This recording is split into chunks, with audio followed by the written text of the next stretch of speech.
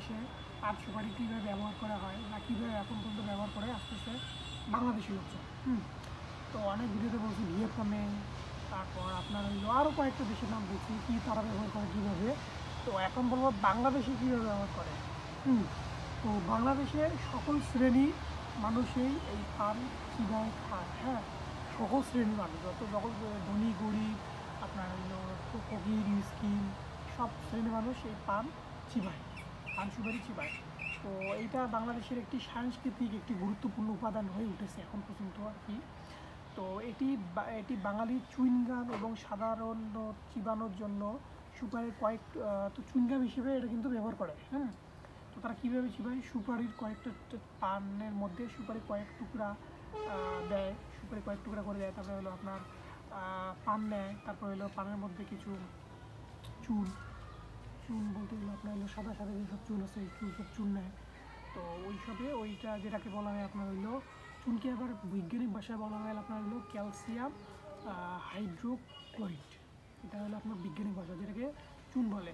তো চুন দিয়ে আবৃত করে এবং অনেকেই আপনার যে চিনি দেয়, দারুচিনি দেয়, তারপরে লবঙ্গ দেয়, এগুলো দিয়ে চিবাতে থাকে।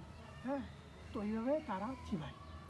তো অনেকেই আবার এইসবের সাথে সাথে জর্দা আছে না, জর্দাও দিয়ে চিবায়, পানের মানে উপাদান হিসেবে জর্দা হিসেবেও চিবায়।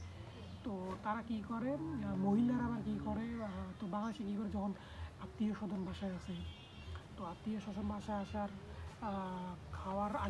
খাওয়ার আগে বা আপনার নাস্তা করার পর তারা পান কী করে, থালির মাধ্যমে থালিতে সুন্দর মতো এক সাইডে পান, এক সাইডে সুপারি, এক সাইডে জর্দা খায়, আর এক সাইডে চুল সাজাই দিয়ে তাদের বসে পরিবেশন করে। তো এইভাবে আত্মীয় স্বজনকে তারা পান দিয়ে স্বাগতম জানায়।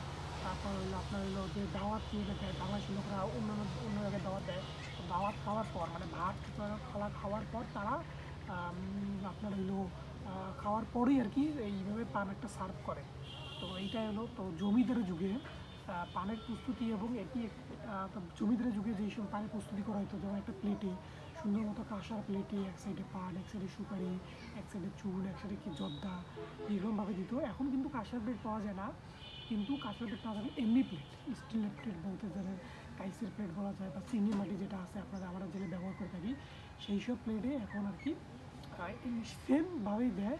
কিন্তু ওই তখনকার যুগে জমিদারের যুগে ছিল কাঁসার প্লেট, বর্তমান যুগে আপনার হইলো বিভিন্ন আমরা যেসব প্লেটে খাই এই প্লেট।